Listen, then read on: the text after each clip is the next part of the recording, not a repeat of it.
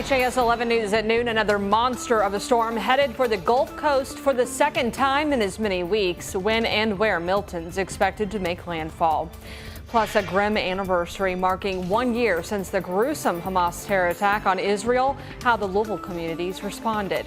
And he's accused of tearing a family apart through a deadly crash right in downtown Louisville. We are counting down the minutes to that trial of Michael Hurley. WHAS 11 News at noon starts now.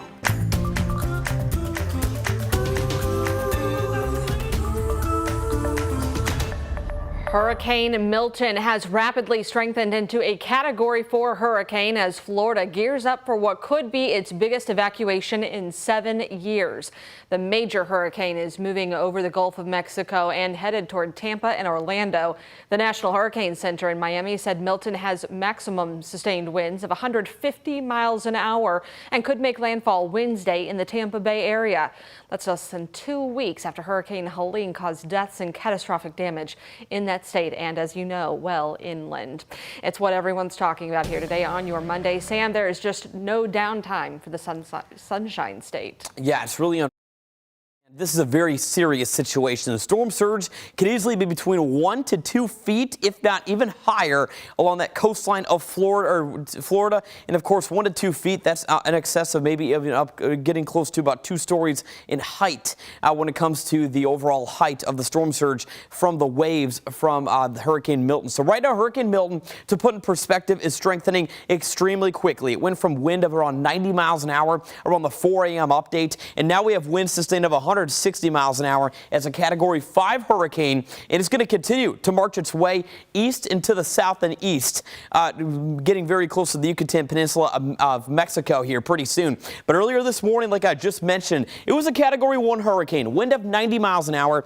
This has been record level intensification from this hurricane. It's gone from a Category 1 hurricane within 12 hours to a Category 5 hurricane now as we speak. Wind with this storm of 160 miles an hour. With time, Hurricane Milton will be marching his way well eastbound, barely draping across the northern portion of the Yucatan Peninsula of Mexico, and then eventually, as we get into Wednesday, making landfall in the Tampa Bay area. Much of the Gulf side of Florida needs to be on high alert as hurricane watches and tropical storm watches are posted by the National Hurricane Center. So we're going to be watching that and providing further updates throughout the course of the noon show. But in the time being, our local forecast is staying very quiet, and it will be over the course of the next week and beyond. Temperatures on the map right now in the 60s, and later today we are going to be touching 71 for the high temperature.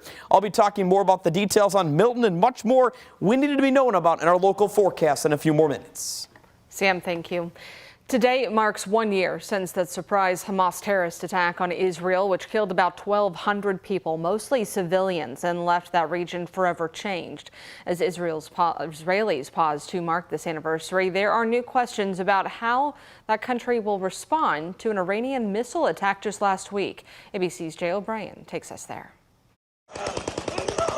A grim anniversary, 1 year since the gruesome October 7th Hamas terror attack on Israel that left more than 1,200 people dead. Men, women, and children killed in their homes. The terrorists, they brought a digger and they started breaking the window of the safe room. And a music festival turning from joy to panic. Israelis pausing Monday to remember the fallen. This is where she was. This is where she was happy in the last her moments. Aviva Siegel and her husband Keith, an American, were among those more than 250 hostages taken by Hamas. Aviva was freed in a November ceasefire deal, but Keith is one of those more than 100 hostages still missing. Aviva spoke to ABC's Matt Gutman.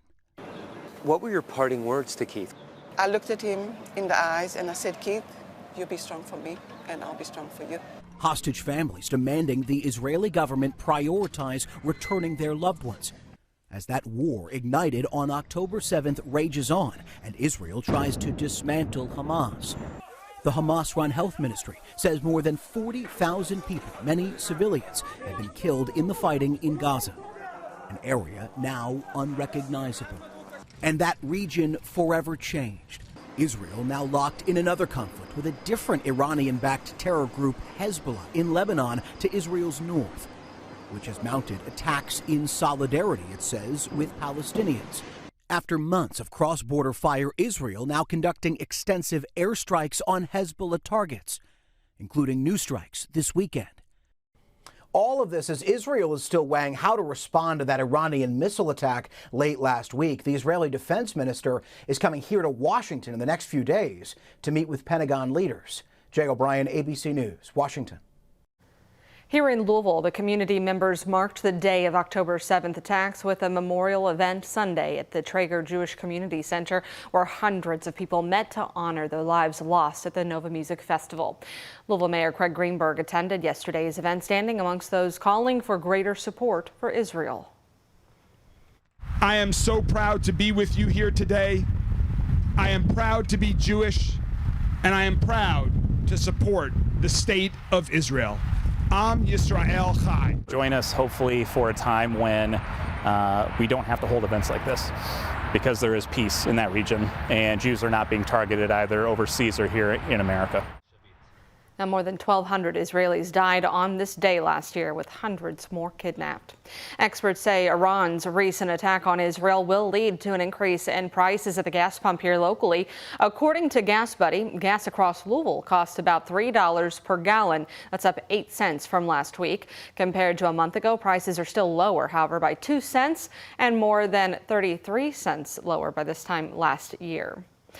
A man is in critical condition after he was hit by 2 cars on I-65 in Louisville. LMPD said officers responded to that crash on 65 near the airport just before 10 Saturday night. Police said a man was in the road when he was hit by a car traveling southbound, and that caused him to fall into another lane, where he was then hit by a second car. He was taken to the hospital with what police called life-threatening injuries. Right now, no drivers are expected to face charges. And we are learning more about the deaths of 2 people in a remote part of Shelby County. The sheriff's office said Jessica Hager was fatally shot by a man who forcefully kicked his way into her home. The man then turned the gun on himself. Deputies said he was known to the Hagers, but have yet to publicly identify him. And less than an hour from now, Jamie Knowles' estranged wife and daughter are set to appear in court for their final pretrial hearing. Misty and Casey Knoll are accused of using credit cards from Jamie Knowles' businesses to make personal purchases. And just last month, the judge decided the 2 trials will be separate. According to a court administrator, Misty did not waive her right to a 12-person jury last week, which she needed to do if she wanted to combine her case with her daughter's. That hearing is set for 1 o'clock this afternoon. Well, the trial for the man charged with hitting a Kansas family with his car in downtown Louisville about 2 years ago is set to start today. That's Michael Hurley, who's accused of taking hydrocodone before crashing into members of the Jones family in 2022 while they were in town for a basketball tournament. The father, Trey Jones, was killed. His daughter, Ava, a former college basketball player at Iowa, and her mother were severely injured. Last week, Hurley said he wanted to limit media coverage at that trial because it could cause bias and prejudice. The judge denied his request. Hurley is expected in court at 1 o'clock.